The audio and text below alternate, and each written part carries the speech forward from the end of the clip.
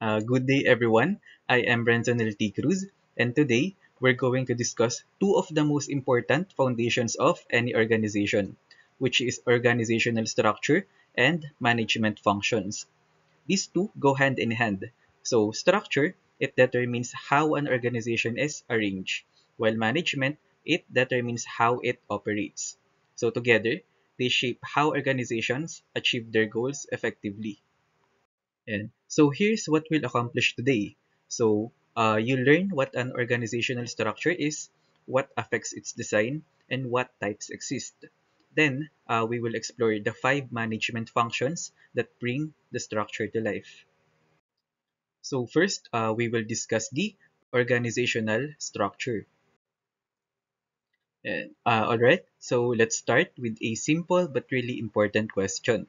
What exactly is an organization? When we say organization, we're talking about a group of people who work together toward shared goals. So it is not just a random collection of individuals. So everyone in an organization has a common purpose, something that they are all trying to achieve together. For example, in a hospital, the goal might be to provide quality healthcare to patients. Another example, in a school setting, it is to educate students and help them reach their full potential. So, in a corporation, it's often to deliver products or services profitably, while in a government agency, it could be to serve the public efficiently. So now, an organization isn't just about people. It is also has structure and systems. Everyone has a defined role and responsibility, meaning each person knows what they're supposed to do and how their work contributes to the bigger picture. For instance, in a hospital setting, so the doctors diagnose and treat, while nurses they provide patient care, while medtechs or medical technologists handle laboratory tests. But all of them they work together to achieve one goal, which is patient well-being. There are also what we call systems of coordination. These are the processes or rules that help everyone work smoothly together. So without coordination, you'd have confusion, duplicate work, or inefficiency. So imagine if a laboratory and a nursing unit didn't coordinate. The test results might get lost or delayed, affecting the patient care. In summary, an organization is a structured group of people, each with specific roles, working together under a coordinated system to achieve shared objectives, whether it is a hospital, a school, or a business, or a government office. Now that we know what organization is, let us talk about how it is actually set up. And that's where organizational structure comes in. Think of an organizational structure as the blueprint or framework that shows how the organization operates day by day. So it defines how activities are directed, who does what, who reports to whom, and how different parts of the organization coordinate to reach their goals. In simple terms, it is like the skeleton of the organization. So just as our bones give shape and support to the human body, the structure gives shape and order to how work gets done in a company, a hospital, or even a school. A good structure clearly shows relationships and lines of authority. For example, in a hospital, you might have the medical director at the top, department heads like the chief nurse or the laboratory supervisor in the middle, and then staff nurses or medical technologists below them. This kind of setup makes it clear who's responsible for what and who they report to. Uh, the structure also defines how communication flows. In a traditional hierarchy, information usually flows from the top down. Managers give instructions to subordinates, but feedback can also move upward. In other setups, like flat or matrix structures, communication can flow more freely across teams. Another key role of structure is that it clarifies decision making. It helps everyone understand how decisions are made and who has the authority to make them. Uh, for instance, in a laboratory setting, the laboratory manager might make decisions about staff schedules, while the hospital administrator decides on budget allocations. Finally, organizational structures are they ensure efficiency and coordination. When everyone knows the rules and reporting lines, there are less confusion, less overlap in tasks, and smoother teamwork. Every department can focus on its function but still stay aligned with the organization's overall mission. So, in short, the organizational structure is not just about the hierarchy. It is about creating an efficient system where all parts work together seamlessly to achieve common goals. So now, let us talk about why having an organizational structure is so important in any institution or company. So especially in healthcare or laboratory settings. So first, it provides clarity in responsibilities and accountability. So when an organization is properly structured, everyone knows their specific roles and what is expected for them. Uh, for example, in a medical laboratory, the medical technologist knows they are responsible for sample analysis, while the quality assurance officer, they focus on ensuring test accuracy. So this clarity prevents confusion and ensures that if something goes wrong, the right person can take responsibility and address it promptly. Uh, Accountability builds trust, both within the team and with clients or patients. Second, it improves coordination between departments. So, different departments can function in isolation. Uh, for example, the admin team, laboratory team, the finance team, they all need to work together seamlessly. So, a clear structure makes collaboration easier by defining lines of communication. For instance, when the laboratory runs low on reagents, the laboratory supervisor they report to purchasing or finance directly. So it avoids unnecessary delays.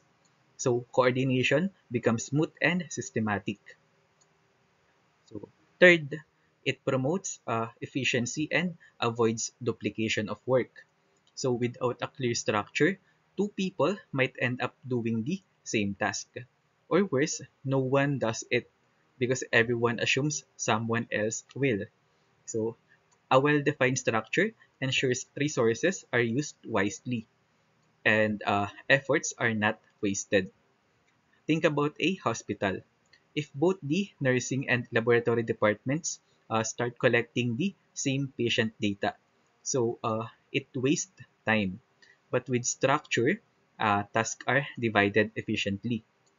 So fourth, it enhances communication and teamwork.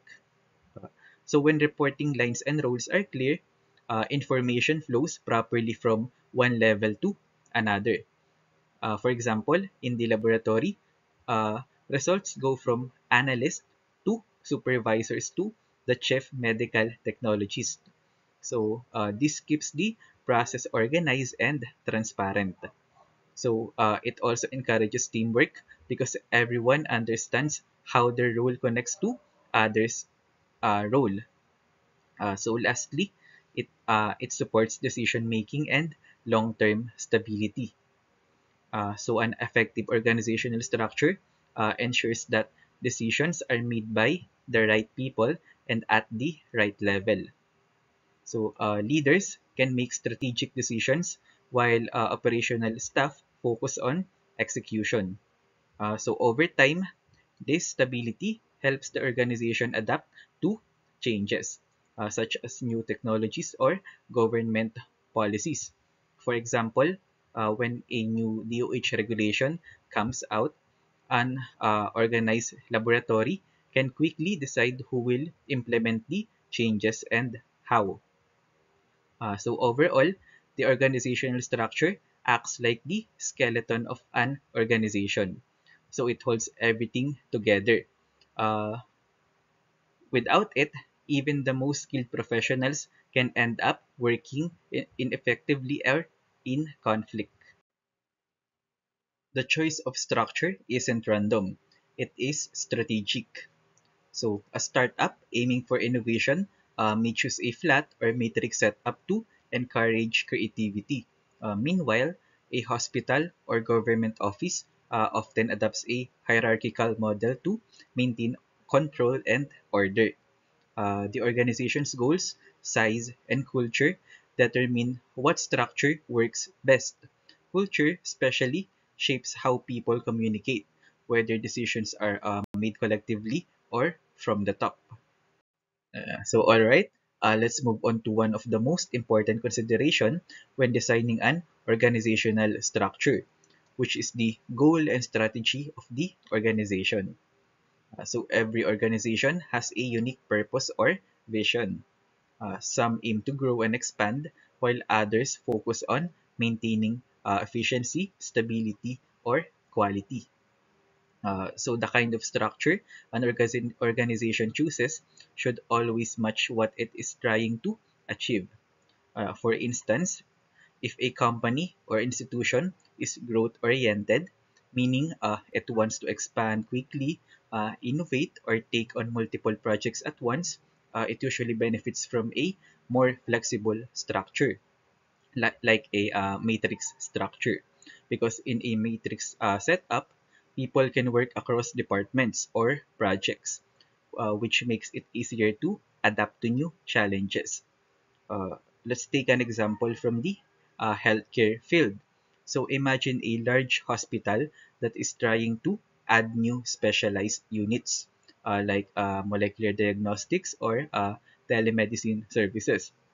So to manage this expansion, the hospital might adopt a matrix structure so that staff from different departments, say IT or laboratory or admin, can collaborate effectively on new initiatives without being limited by hierarchies. On the other hand, if an organization's main goal is efficiency and consistency, it might prefer a more rigid structure, like a hierarchical one. So in this case, stability and control are the key. For example, a government hospital or a clinical laboratory under DOH regulation needs to follow strict protocols and maintain accuracy in test results. So a hierarchical structure helps maintain that order. Everyone knows exactly who's in charge, what the producers are, and how decisions are made.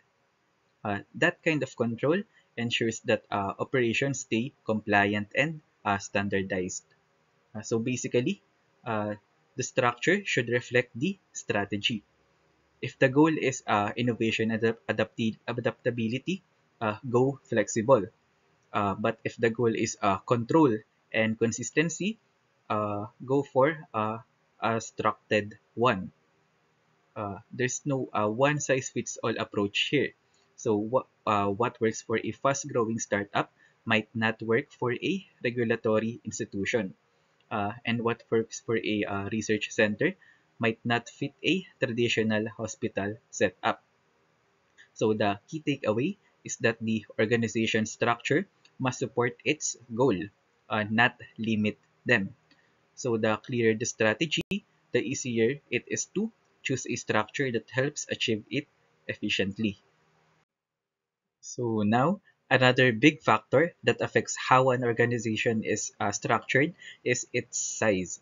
So basically, how big or small the organization is. The structure that works well for a small business usually doesn't work for a large institution, and vice versa. So let's break that down. For small organizations, the structure tends to be flat. That means there are only a few layers of management, and communication is more direct. Because the team is smaller, people often wear multiple hats. For example, one person might handle both administrative and technical tasks. This setup makes smaller companies or departments faster and more adaptable, since decisions don't have to pass through multiple levels of approval. Uh, a good example of this would be a small diagnostic clinic or startup research laboratory. So if a new piece of equipment arrives, the lab owner or manager can immediately decide how it will be used. There's no long chain of command to go through. So everyone communicates openly, and adjustments can be made quickly. Now, when we move to large organizations, things get more complex. As the number of employees and department increases, the organization needs a more formal and layered structure to keep everything organized. So this is where hierarchical or functional structures come into play. For example, in a large hospital, you can't have every employee reporting directly to the hospital director. That would be chaotic. So instead, you have multiple layers.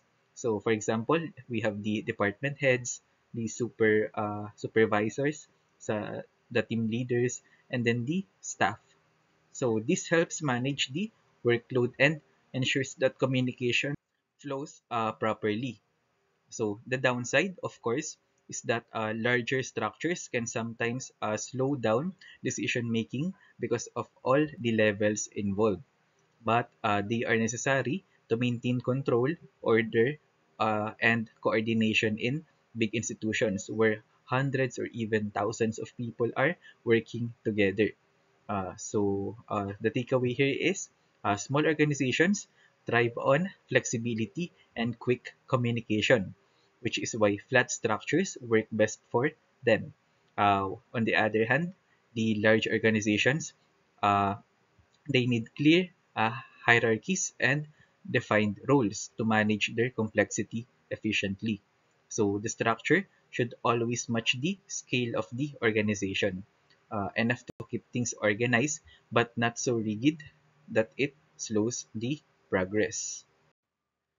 Now, let's talk about another important factor that shapes how an organization is structured, and that is organizational culture. So, what do we mean by culture here? So, organizational culture refers to the shared values, beliefs, and behaviors that influence how people work together. So, it is like the personality of the organization. So, how it thinks, how it behaves, and what it prioritizes. And this culture plays a huge role in deciding what kind of structure fits best. So let's start with uh, innovative or creative cultures. So these are organizations that encourage experimentation, teamwork, and flexibility. So they are not afraid to try new things, take risks, or challenge traditional ways of doing work.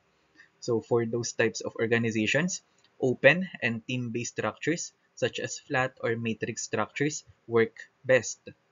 For example, think of a biotechnology research company or a medical startup developing new diagnostic tools.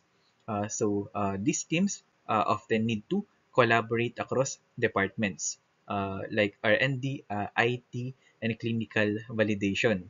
So, in order for them to come up with a new product. So, as a rigid hierarchy would slow down innovation, an open structure allows for faster communication.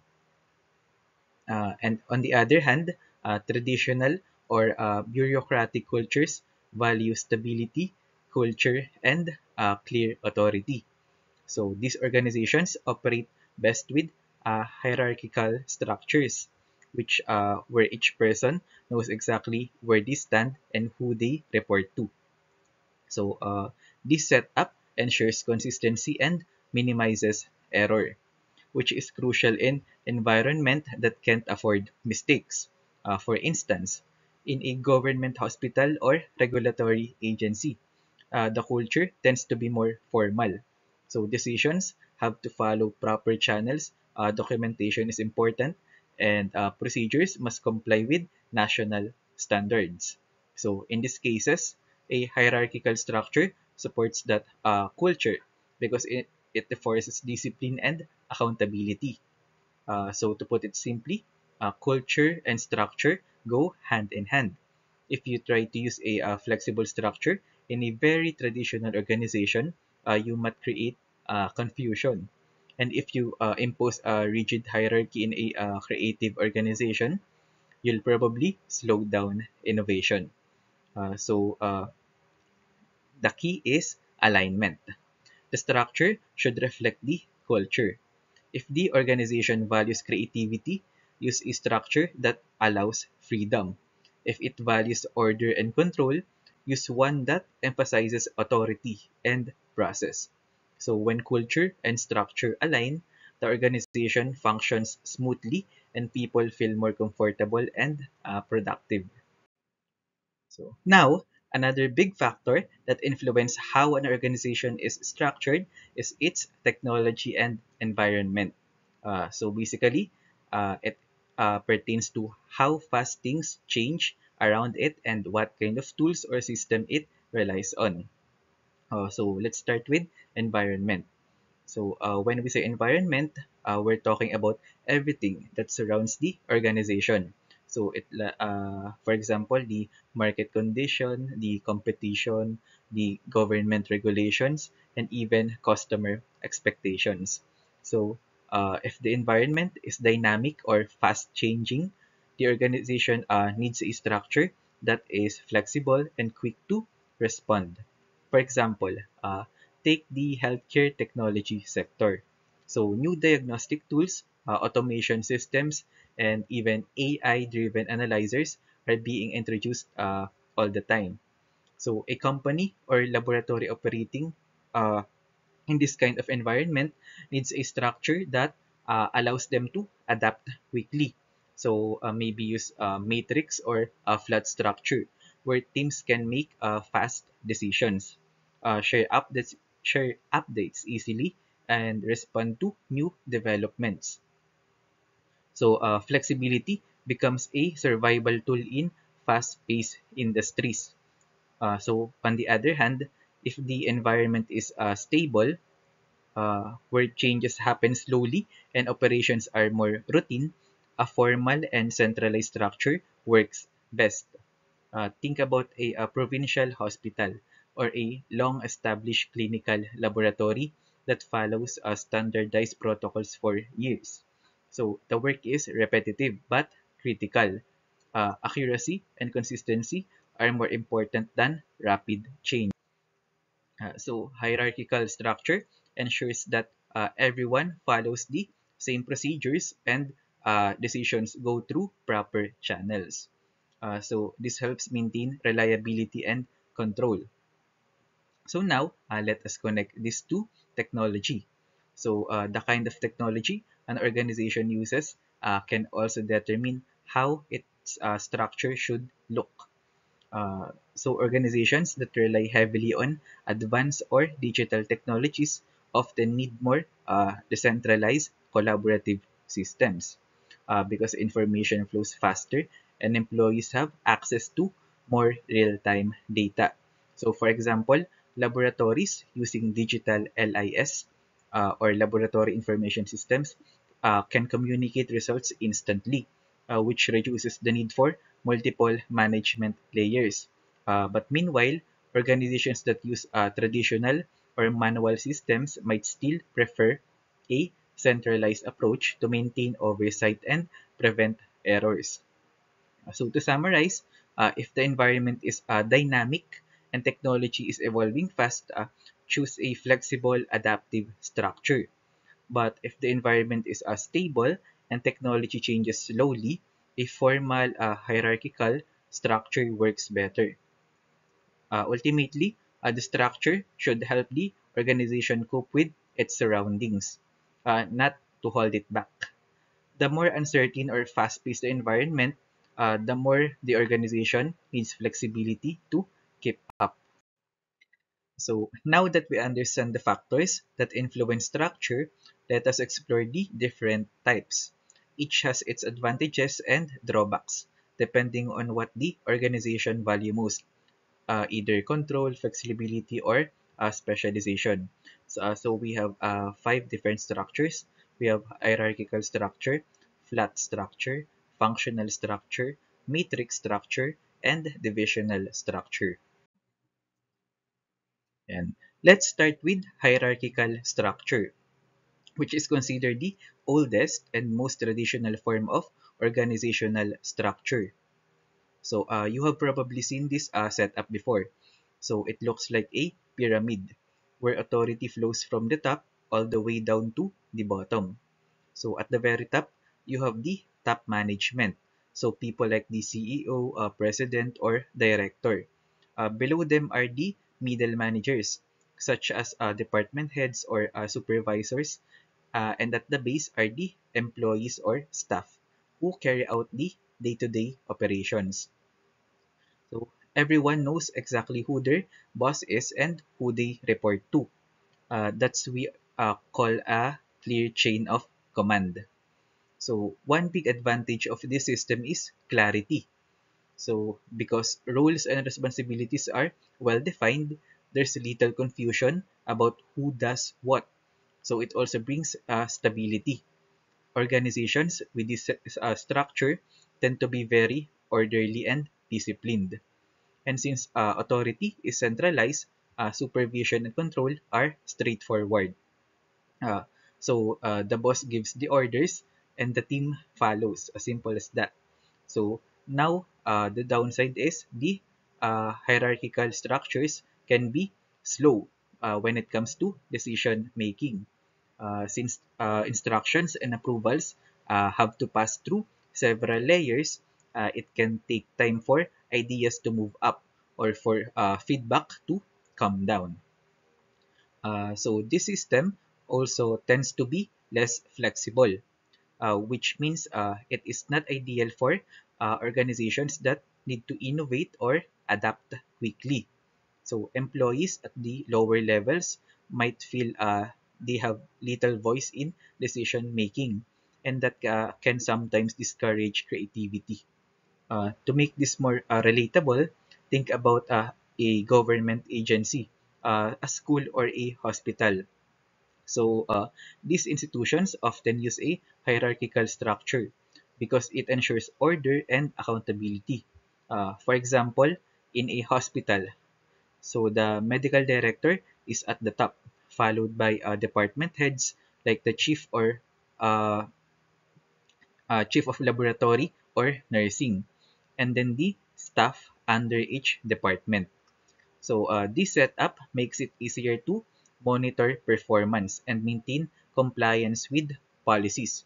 So, however, if you compare that to a tech startup or a creative design firm, you'll notice those organizations prefer flatter or more flexible structures because their environment demands faster decisions and innovation.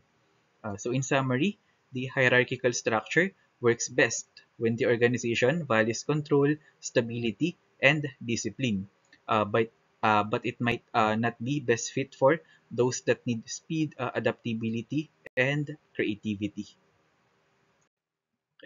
Let us take a look at one of the most common types of organizational structure, which is the hierarchical structure. If you look at the image here, you'll see a pyramid shape. So this represents the hierarchy, the layers of authority and responsibility within an organization. So at the top of the pyramid, we have the CEO or the Chief Executive Officer. So this is the person who holds the highest authority and makes the key strategic decisions for the entire organization. So just below the CEO are the executives or top level managers. So these are the people like vice presidents or department heads who help translate the CEO's vision into a specific goal for their areas. For example, finance, operations, or human resources. So the next level down is the middle management. So these managers serve as the link between the executives and the employees. So they are responsible for implementing plans, overseeing day-to-day operations, and making sure that everything runs smoothly within their teams. So, for example, in a hospital, this could include the head nurse, laboratory supervisor, or department coordinator. And finally, at the base of the pyramid, we have the employees, uh, the people who carry out the organization's core work. So they are the ones performing the essential tasks that keep the organization functioning, such as nurses providing patient care, teachers delivering lessons, or medical technologists performing laboratory tests. So, one of the main characteristics of a hierarchical structure is that authority flows from the top down, and communication typically follows the same path. So, decisions are made at the upper levels and passed down for implementation. Overall, the hierarchical structure remains one of the most widely used because it provides stability, clarity, and control, especially in organizations that need a strong leadership and well-defined procedures. So next, let us talk about the flat structure, which is basically the opposite of the traditional hierarchical setup we discussed earlier. So in a flat organizational structure, there are very few or sometimes no middle management levels between employees and the top executives. So this means the distance between the people who make decisions and those who actually carry them is much shorter. So idea is to promote open communication, teamwork, and faster decision making. So one of the biggest strengths of a flat structure is that it empowers employees because there's less bureaucracy. People have more responsibility and ownership over their work. So they don't have to go through multiple layers of approval just to get something done, which makes the organization more agile and flexible. So, for example, think about startups or creative industries like advertising agencies or tech companies. So, these organizations rely on innovation and quick decisions to stay competitive. So, a flat structure helps them move fast, share ideas freely, and adapt to changes without waiting for permission from five different managers. So, however, while it sounds ideal, it is not perfect.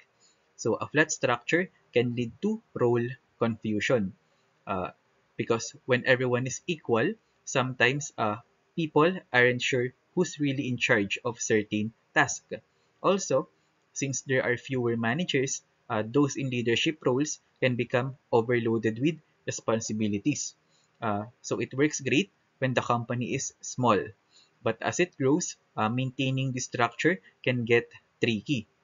So in a medical or laboratory setting, we can imagine a small diagnostic laboratory run by a few medical technologists and laboratory head using a flat structure. So everyone works closely together, decisions are made quickly, and the team can adjust easily if a new testing procedure or equipment is introduced. But if that laboratory expands to multiple branches, they will probably need to shift to a more layered structure to manage everything efficiently.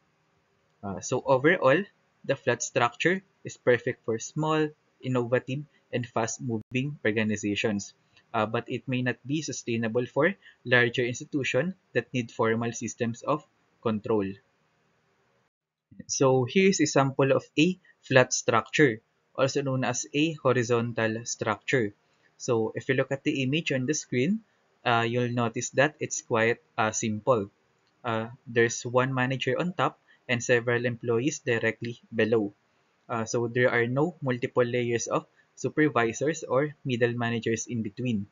Just one level of leadership overseeing everyone. So this kind of setup is what we call flat because there are fewer levels of hierarchy. So it is designed to create a more open and flexible working environment. where communication flows easily and everyone has more direct access to the leader or manager. The idea behind a flat structure is to empower employees. It gives them more responsibility and encourages teamwork, collaboration, and innovation. Employees are often trusted to make decisions within their roles instead of always waiting for approval from several layers of management. For example, imagine a small clinical laboratory with one laboratory head and about five medical technologists. So instead of having supervisors or section heads in between, everyone reports directly to the laboratory head. If a new testing procedure or workflow needs to be discussed, everyone can sit together, share ideas, and decide as a team. So you'll commonly find flat structure in small business, startups, private clinics, and research teams. So basically in organizations that value speed, creativity, and close collaboration over formal authority.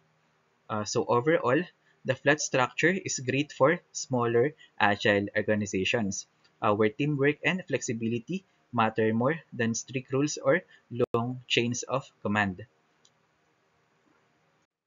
So now, let us move on to one of the most common and practical setups, which is the functional structure. So in this type of structure, employees are grouped based on their specialized roles or functions. So instead of organizing people by projects or products, you organize them by what they do best. For example, you'll have separate departments for human resources, finance, marketing, operations, and IT. So this design is great because it encourages specialization and expertise. So each department becomes really good at what they are doing. For example, HR focuses on recruitment and training. Finance handles budgeting and payroll, while marketing takes care of branding and communication. So because everyone a department shares similar skills and goals, it is easier to coordinate tasks and work efficiently. However, one major downside is what we call the silo effect. This happens when departments become so focused on their own goals that they forget to communicate with the other teams. For example, the marketing team might launch a campaign without informing the finance or operations department, which can lead to confusion or wasted resources. So basically, coordination between departments become a challenge. So let's apply this to a hospital or medical laboratory setting. So a functional structure is very common here. So you'll see different departments such as nursing, laboratory, pharmacy, radiology, and finance, each with its own head and specialized staff. So for example, in the laboratory department, medical technologies focus on specimen testing, while the finance department handles billing and purchasing of reagents. So these structures works well because it allows professionals to concentrate on their area of expertise. But then again, communication is key. Imagine if the laboratory department needs a few analyzer but fails to coordinate with finance. That could delay operations.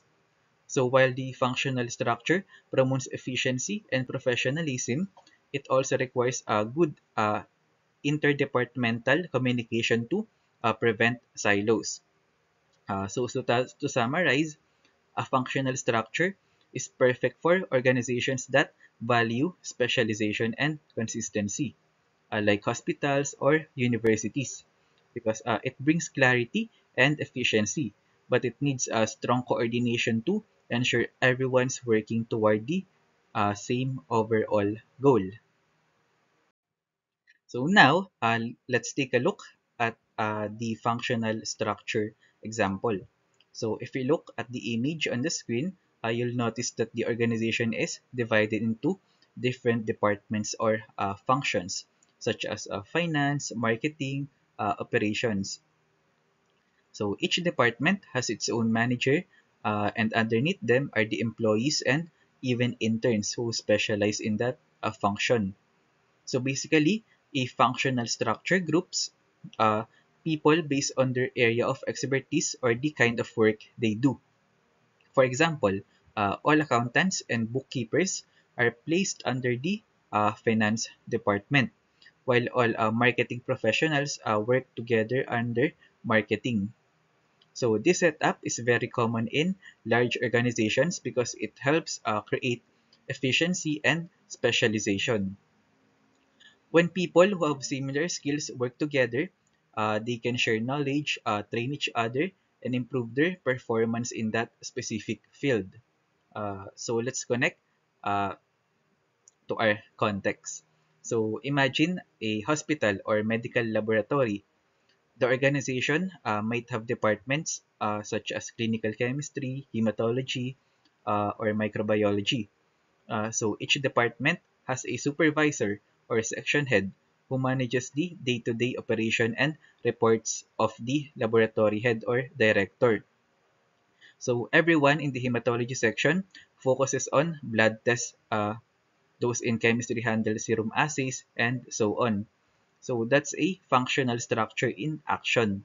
So each group focuses on one function but works together to achieve the organization's goal of providing quality healthcare. So in summary, the functional structure works best for organizations that want efficiency, specialization, and a clear chain of command. It is perfect for medium to large organizations where each function plays a critical role, like in hospital, universities, or government offices. But it's also important to maintain communication and collaboration between departments to keep everything running smoothly. All right. Now let's talk about one of the most interesting and flexible types of organizational design, which is the matrix structure. So what exactly is a matrix structure? So basically, it is a combination of the functional and project-based structures. So in this setup, employees report to two supervisors, one who handles their functional department, just like the HR, finance, or laboratory, and other who oversees a specific project or task. This structure is designed to promote flexibility and collaboration across the entire organization. So instead of being limited to your own department, you get to work with people from other departments on shared goals. So it is very dynamic. It helps organizations to adapt quickly when facing changes or complex projects. So let's take a hospital or medical laboratory example. So imagine there is a new hospital-wide program to digitalize patient records. So the IT department leads the project, but they will need help from nursing, laboratory, and admin departments. So in a matrix structure, representatives from each department are assigned to this project while still reporting to their original department heads. So this way, expertise from different areas is combined to make the project successful. So the advantage of the matrix structure are pretty strong. It is dynamic.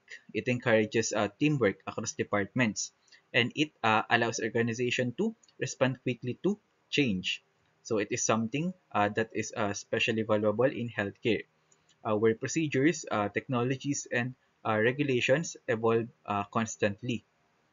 But however, it is not without problems because employees report to two managers. It can create confusion in authority. For example, who do you follow if your project leader says one thing about your department head says another? So these overlapping lines of command can sometimes cause conflict or even stress among employees.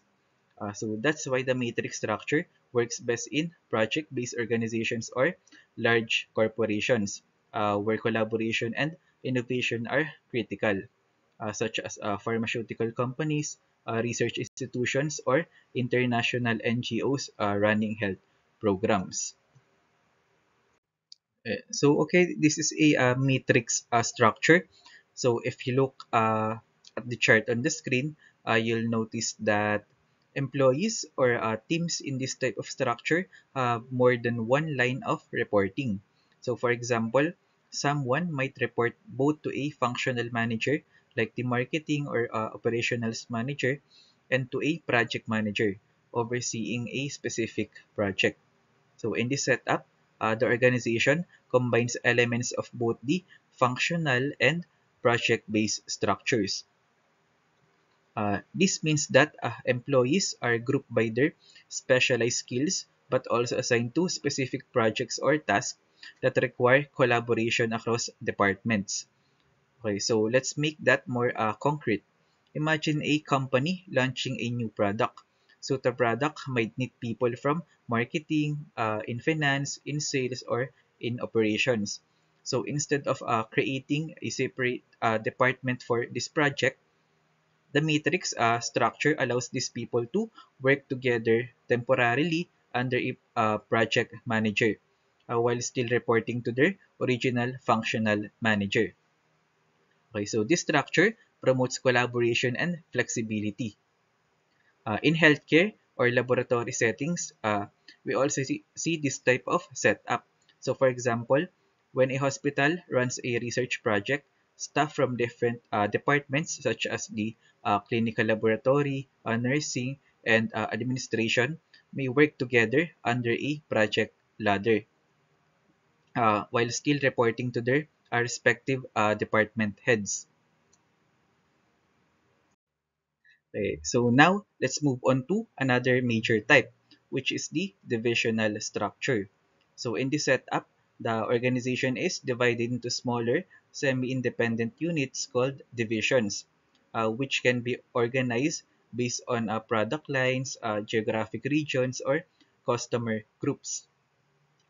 So each division operates almost like its own mini company. So with its own management team and resources, but still under the larger organization. So for example, a company like Unilever has separate divisions for its different product categories. One for food, another for beauty and personal care, and another for home care. Uh, so each division has its own marketing, finance, and operations teams. Similarly, for Toyota, it has divisions by region like North America, Asia, and Europe. So each responsible for managing production and sales in that area. So this type of structure encourages focus and accountability. So each division can tailor its strategies based on the specific market or customer group it serves. Uh, it also makes performance evaluation much easier because each divisions can be measured independently. For example, if we apply this structure into the healthcare or medical industry, a large hospital network, say one with multiple branches, might use a divisional structure.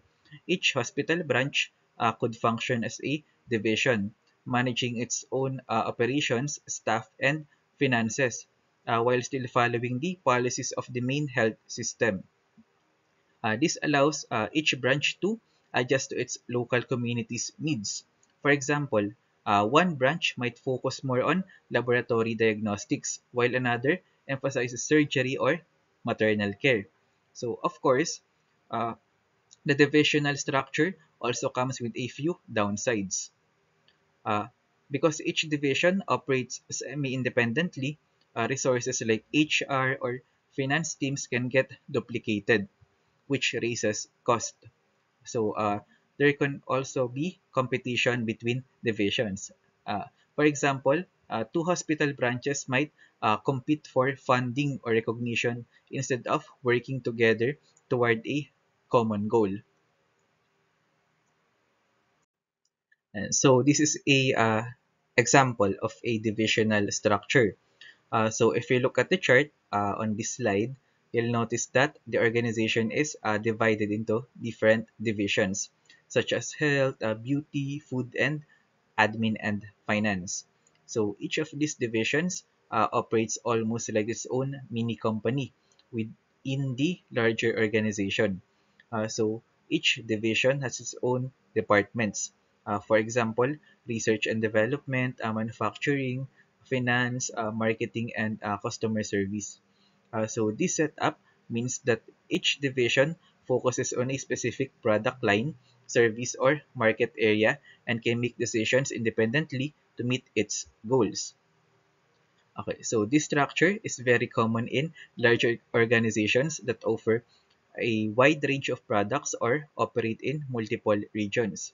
So, for example, a company like Unilever may separate divisions for beauty products, home care, and flood items, each with its own set of teams handling marketing, production, and finance. So now, why do organizations use this kind of structure? So in a healthcare context, think of a hospital system that manages multiple facilities. One division for general hospital services, another for diagnostics, and another for research or training. So each division runs semi-independently but still reports to a central CEO or governing board. Uh, so to sum up, the divisional structure is ideal for large, diversified organizations. Okay, so this is a table comparing the organizational structures. So we have the type of structure here. We have the key advantages of each structure. We have the best for on where we can use them and the limitation of each structure. This table simplified the benefits and limitation of each. So now let us proceed to the different management function. Okay, so all right, now that we've talked about the different organizational structure, let us take a step back and look at how this connects to management, because structure and management always go hand in hand. So if you think about it, organizational structure is all about how the organization is arranged. So it is the framework, the skeleton that shows who reports to whom, or how departments are grouped, and how communication flows. But on the other hand, management is about how the organization actually operates. So it is the movement, the heartbeat that makes the structure come alive. So management focuses on setting goals, making decisions, guiding people, and ensuring that everything runs smoothly within the structure.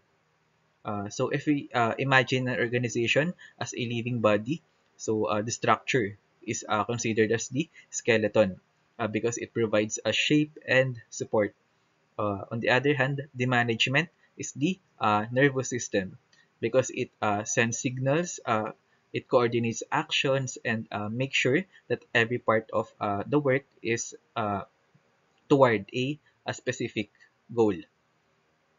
And here's the important part. So they are interdependent. So they are well designed structure that won't be effective without the good management. And great managers can perform well if the structure is weak or confusing. So for example, even if you have a strong team of department heads in a hospital, if the structure doesn't clearly define authority or communication lines, decision making will still be messy. So in the same way, a solid management system can make even a simple structure work efficiently. So you might have seen this in a small laboratory or a clinic.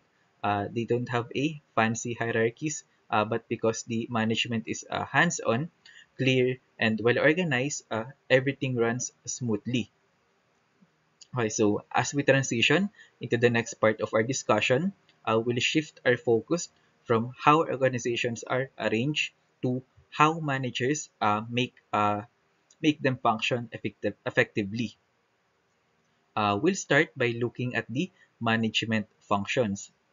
So it is the key activities that every manager performs to help the organization reach its goals. So now that we've transitioned from structure to management, let's first answer the big question. What exactly is management? So at its core, management is a process. It is about planning, organizing, staffing, directing, and controlling resources so that an organization can achieve its goal effectively. In simpler terms, it is making sure that all parts of the organization, people, materials, money, and time, are used effectively to reach the desired outcomes. But here's something to really important to understand. Uh, Management isn't just about giving orders or making people follow rules. It is about decision making, leadership, and coordination. Managers make hundreds of decisions every day, from how to allocate budgets, to who should handle certain tasks, to how to motivate their team. Uh, let's connect this scenario to a healthcare or laboratory setting. Imagine you are the laboratory manager in a hospital. Management means making sure there are enough reagents and supplies. So that is the planning and organizing part. Assigning staff shifts properly, that's that is considered as staffing. So motivating your medtechs to perform efficiently, that is the directing. And checking if laboratory results meet quality standards, that is controlling. So all those activities make up the management process in real life.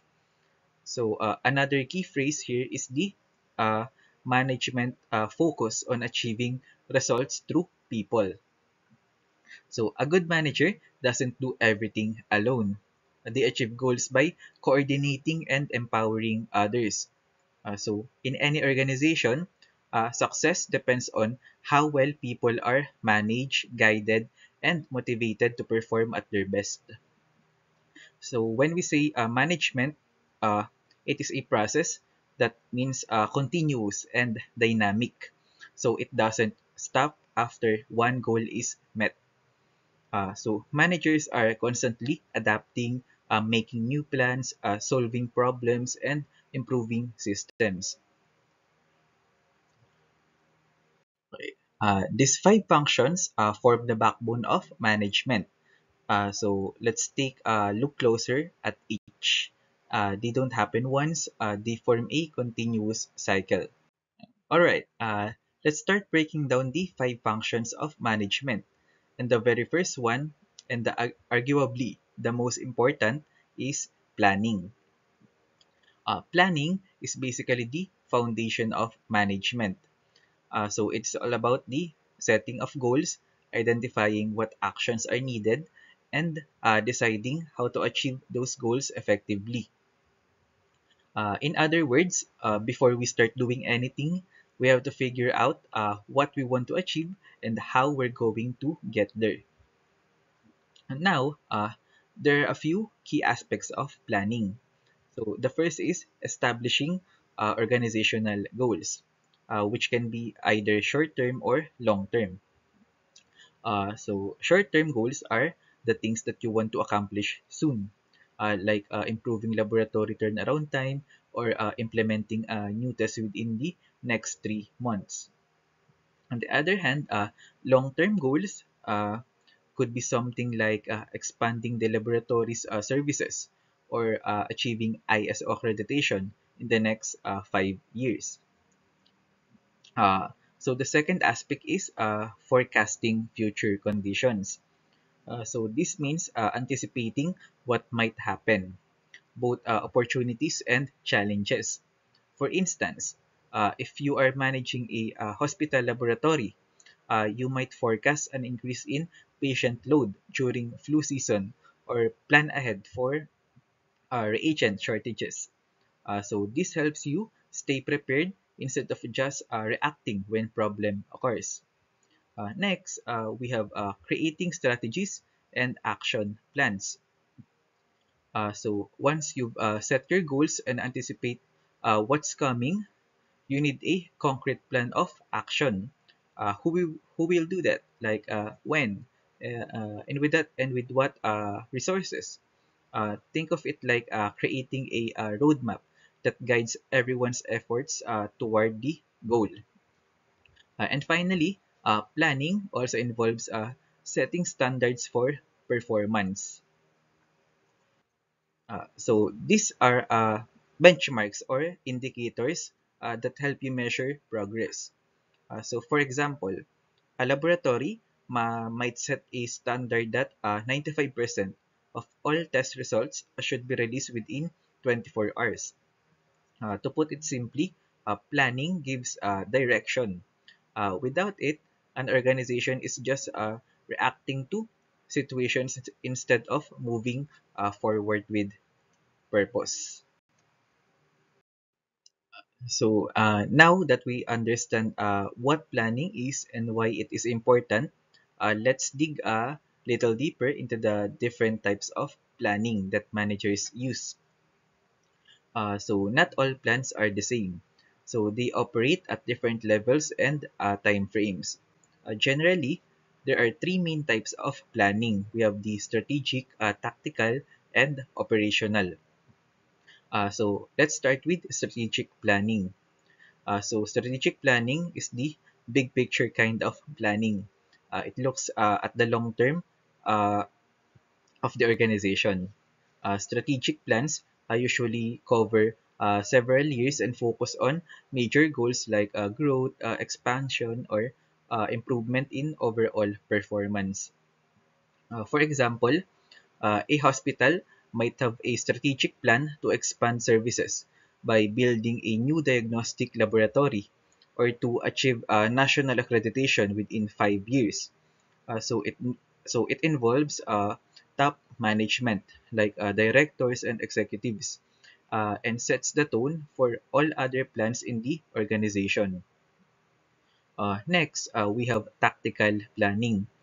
Or if strategic planning is the what, tactical planning is the how. It is a medium term, usually covering months to a couple of years, and it focuses on translating those broad strategic goals into concrete actions. For instance, if the hospital's strategic plan is to expand services, the tactical plan might include purchasing new analyzers, training staff, or developing partnerships with other clinics. Uh, Department heads and middle managers are often responsible for this level of planning. And finally, there is operational planning. It is the most specific and short term. This deals with day-to-day operations, the routines that keep everything running smoothly. So in the laboratory, operational planning could involve scheduling staff shifts, ordering supplies, checking inventory, or setting daily output goals. So these are handled by supervisors or frontline managers. So you can think of this like layers of pyramid. So the strategic planning is at the top, guiding the overall direction. The tactical plan sit in the middle, turning goals into projects. And operational plans form the base, keeping the daily work consistent and efficient.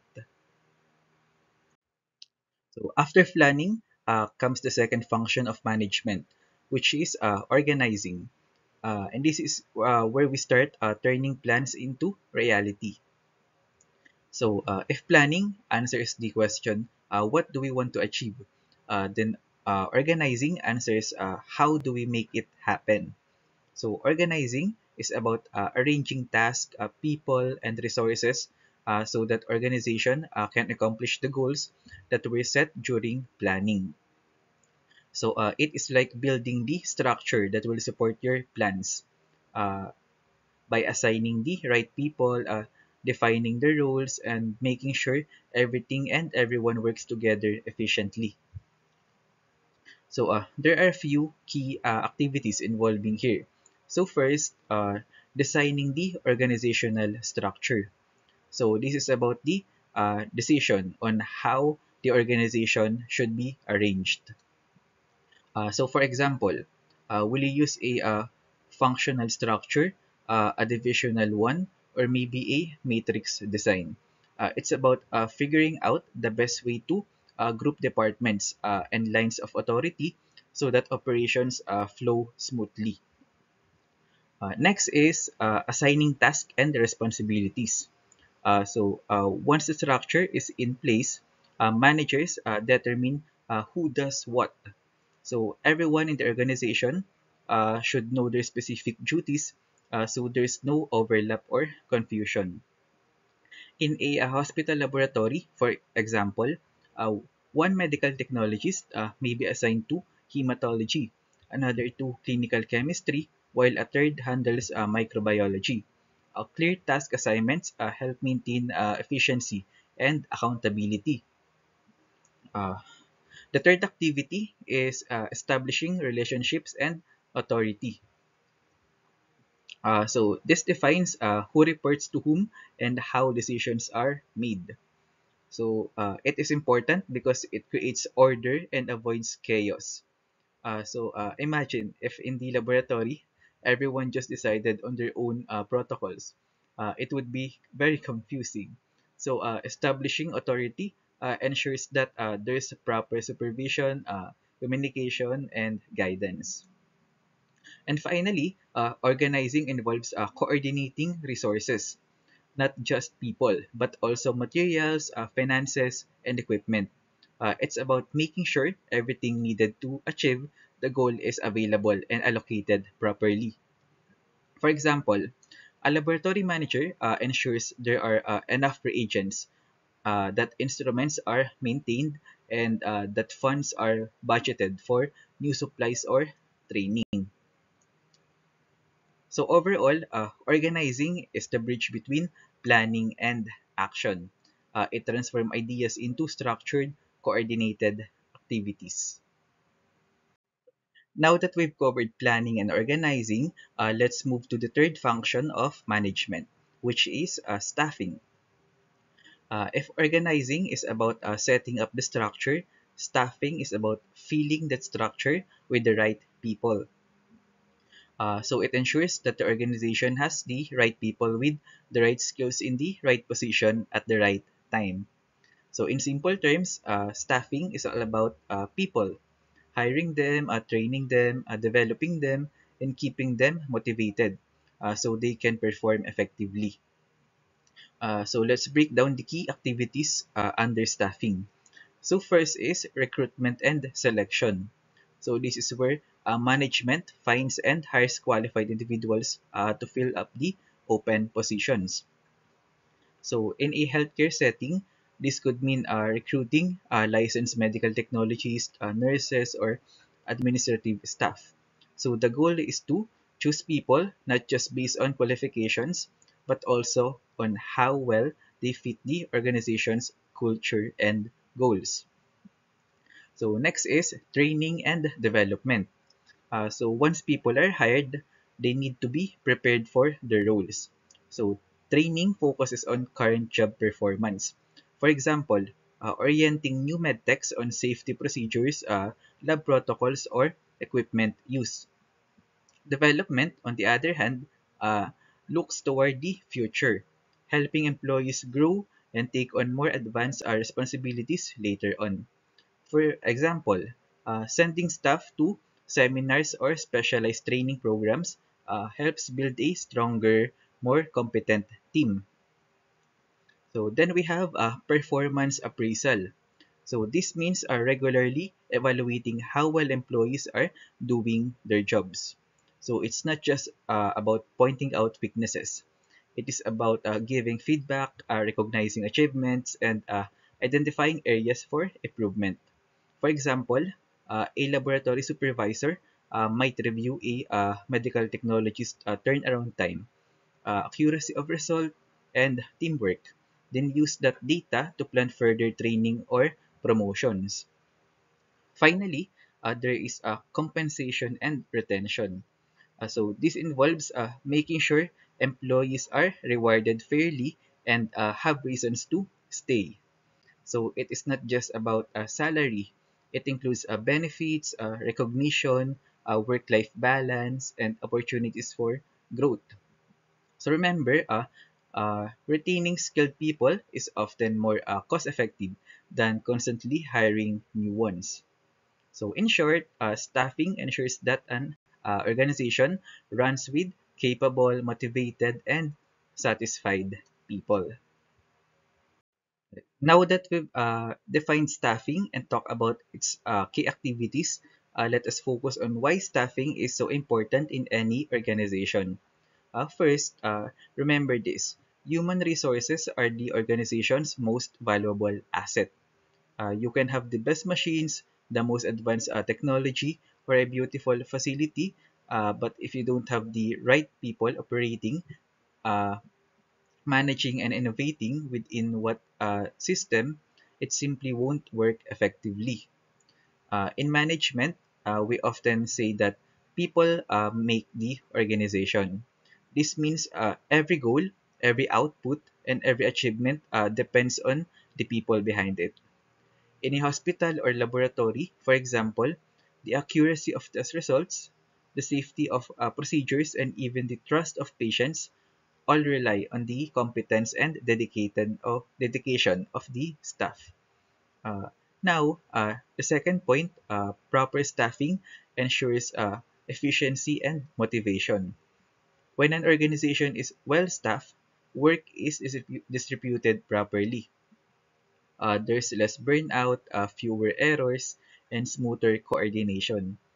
For example, if a clinical laboratory has the right number of trained personnel, medical technologists, phlebotomists, quality officers, and admin staff, everyone can focus on their specific responsibilities without being overloaded. This leads to faster turnaround time and better quality results. On the other hand, if staffing is poor, say that there are too few people or wrong people in certain roles, it creates stress, delays, and low morale. People start feeling overworked, and even simple tasks can become inefficient. That's why good staffing isn't just about filling vacancies. It is about making sure every person is well placed and supported to perform their best. And let's not forget the motivation aspect. When employees feel valued, well trained, and fairly compensated, they are more motivated to perform well. They're more likely to stay in the organization, which also reduces turnaround cost. A motivated team works not just harder, but smarter. They take initiative, solve problems, and contribute continuous. And it builds in a culture of motivation, teamwork, and excellence.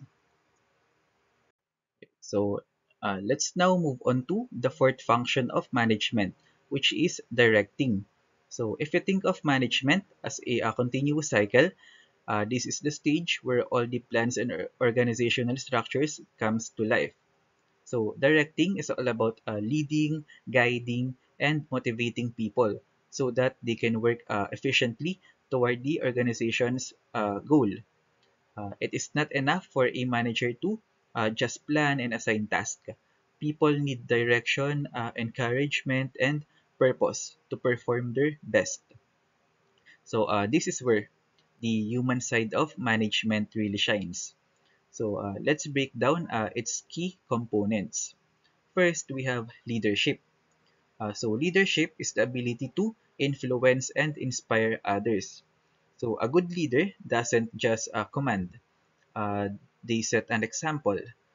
For instance, in a clinical laboratory, the chief medical technologist demonstrates leadership not only by enforcing policies but also by showing professionalism, patience, and integrity in daily work. So this motivates others to follow the same standard.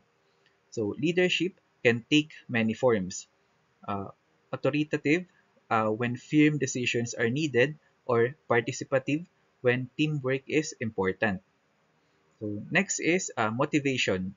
So motivation is the driving force that encourages employees to perform at their best.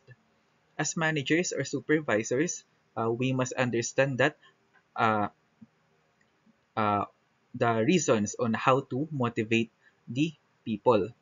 So it could be a recognition, fair pay, opportunities for growth, or simply a positive work environment.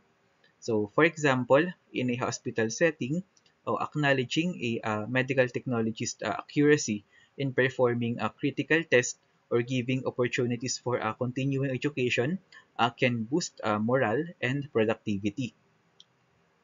Just remember, always remember, a motivated team produces better results and fewer errors. Next, then we have communication. So this is the lifeblood of directing. Communication ensures that information flows clearly and effectively, both from the top down and from the bottom up.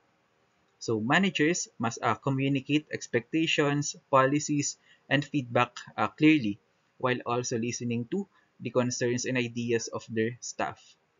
So in healthcare, where even small miscommunication can have serious consequence, uh, clear communication is absolutely essential. Whether it is verbal instructions, shift reports, or digital records, clarity saves time and prevents mistakes. And finally, supervision. So this involves monitoring and supporting employee performance. But supervision isn't about micromanaging. So it is about guiding and helping employees improve. For example, a laboratory supervisor regularly checks if standard operating procedures are followed and provides feedback or retraining when needed. The goal is to maintain quality and safety, not to criticize.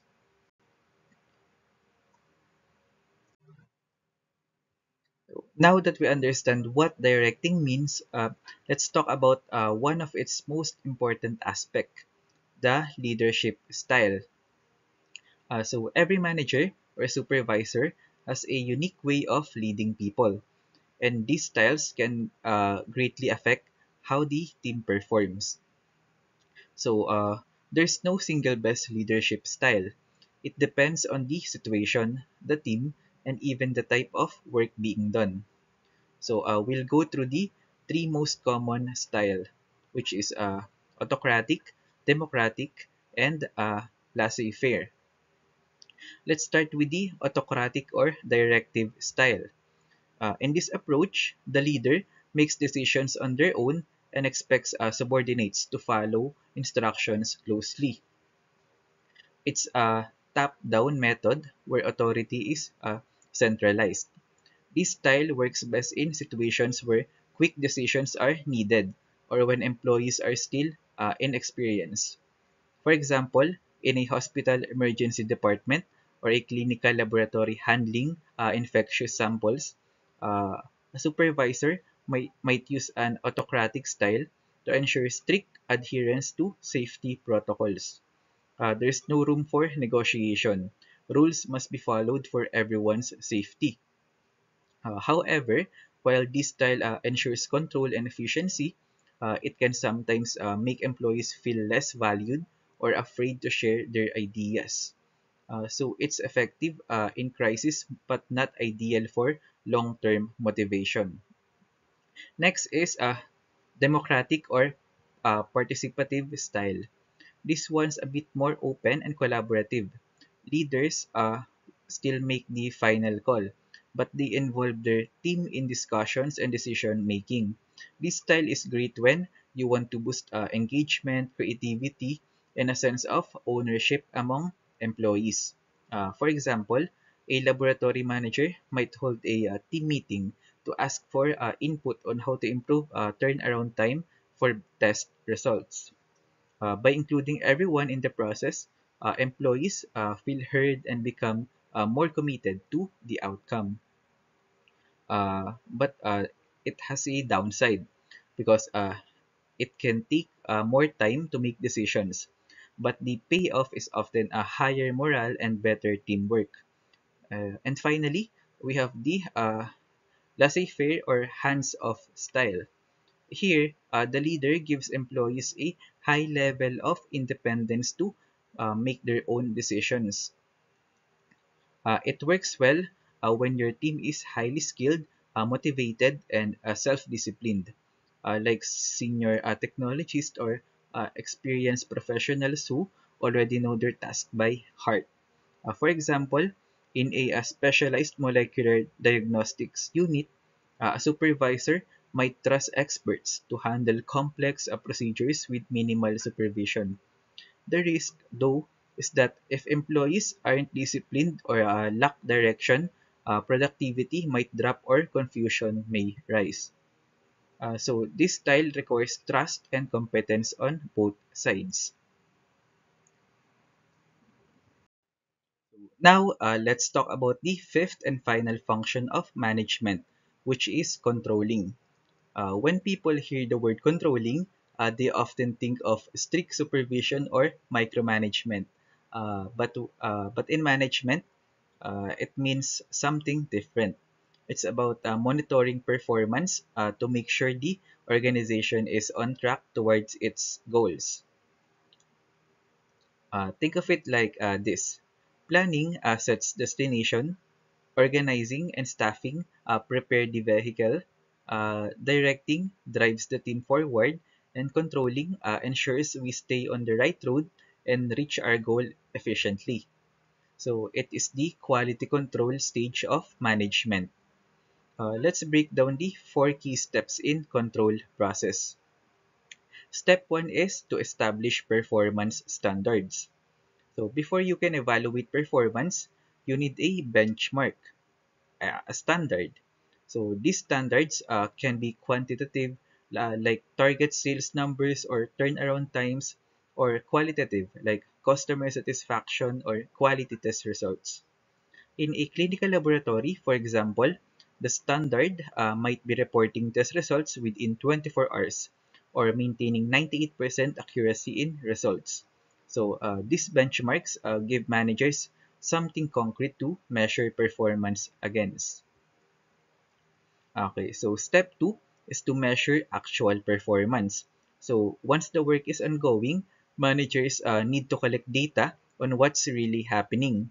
So this can be through reports, observations, audits, or performance metrics.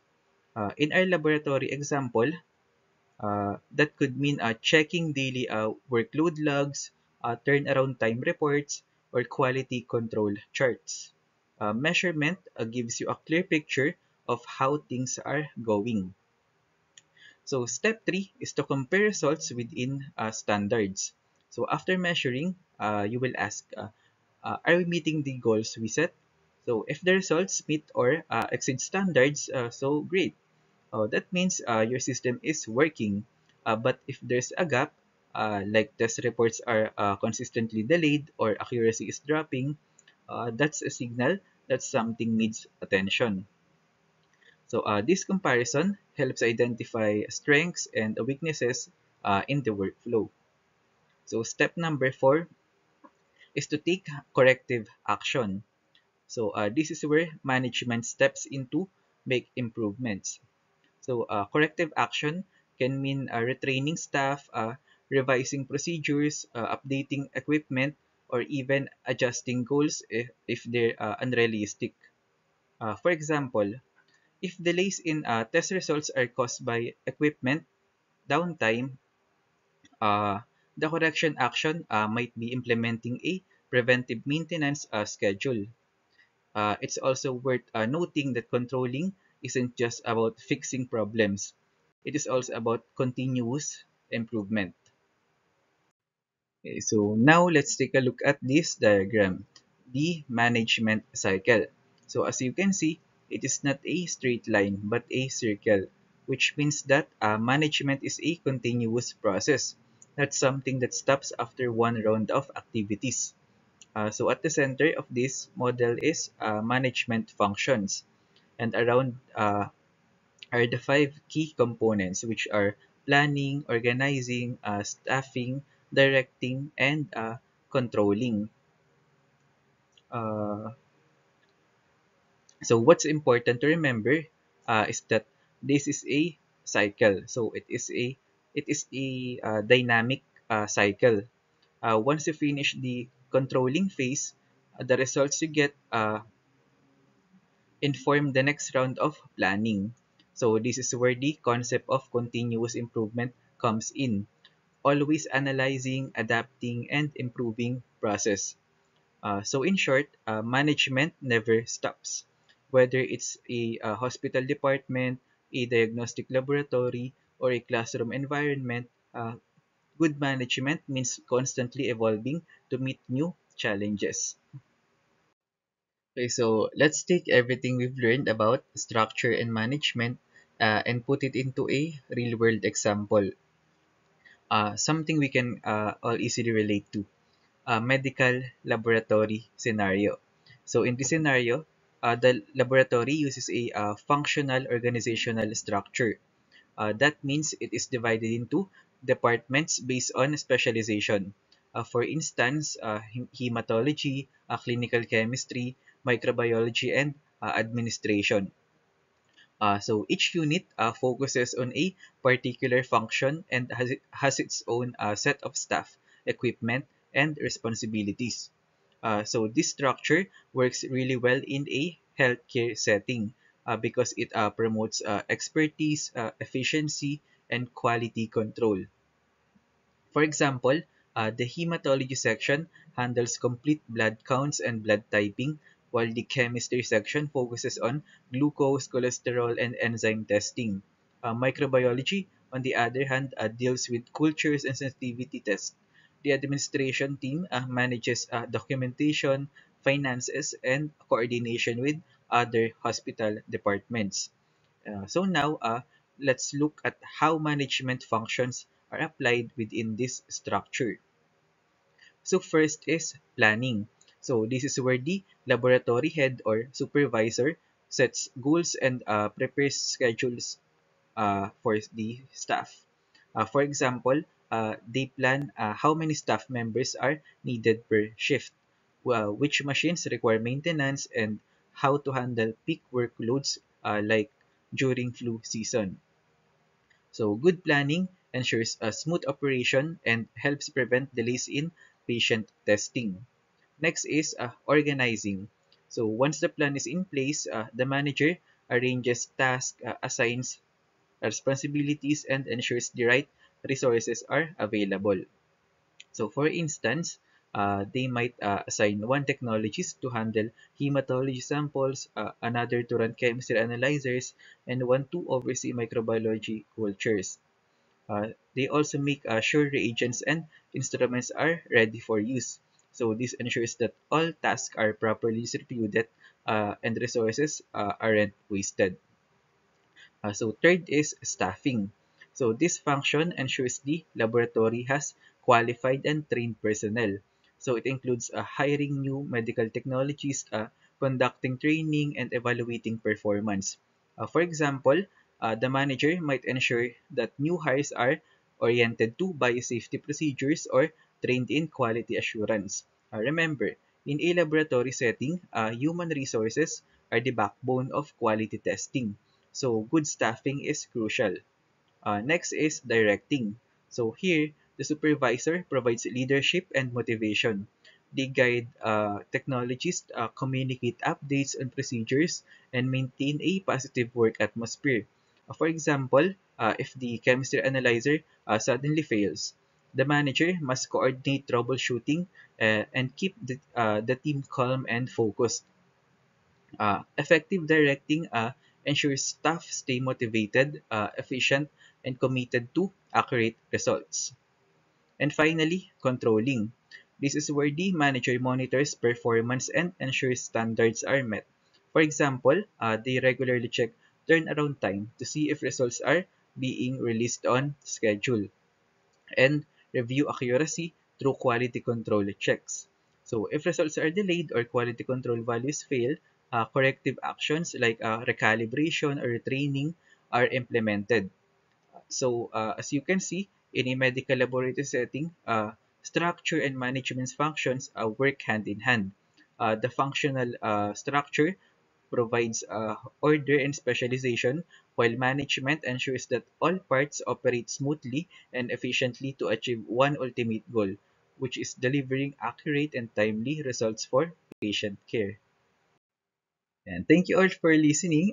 I hope this session helped you understand not just what organizational structures and management functions are, but how they complement each other in achieving organizational success. If you have any question, just post a comment in our discussion area. Thank you very much and have a good day.